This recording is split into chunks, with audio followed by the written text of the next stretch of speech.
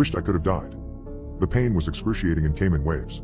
Just when I thought I was going numb, another unbearable, sharp, throbbing sensation would overtake my entire body. I'd never felt anything like it before. By the end of it, my ears were ringing from the volume of my own screams.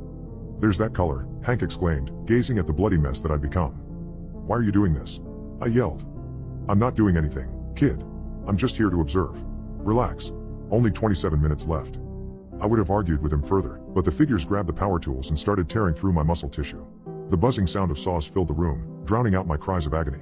Through blood-soaked eyes, I could see Hank mouthing the words tick-tock, over and over again.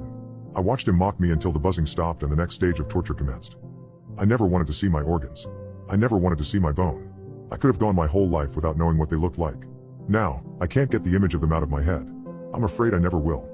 After successfully ripping apart my skin and muscles, the shadowy demons took hammers to my insides, smashing up my spleen, stomach, liver, kidneys, and lungs.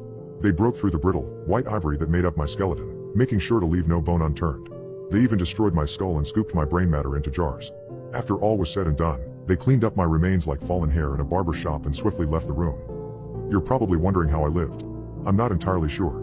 They stripped away every physical aspect of my being, but I was still there, a sort of bubble of floating consciousness. I could still see and hear, but I was without a material body. As jarring as this realization was, I was just happy to no longer be in pain. I didn't realize it, but Hank was still in the room. He walked over to me and leaned in real close, stopwatch in hand. "See? Now that wasn't so bad, was it? And looky here, you've only got 18 minutes left. How will you spend them? What things will you see? We had our fun, now it's your turn." Hank turned around and walked out the kitchen door, leaving me alone in the white room. Within an instant, things began to change around me. The walls, floor, and ceiling faded, revealing an array of distant stars behind them. I somehow went from being in a diner on planet Earth to floating around in the vacuum of space within mere moments. Within seconds of the room completely fading from view, I was unwillingly hurled through the universe at light speed.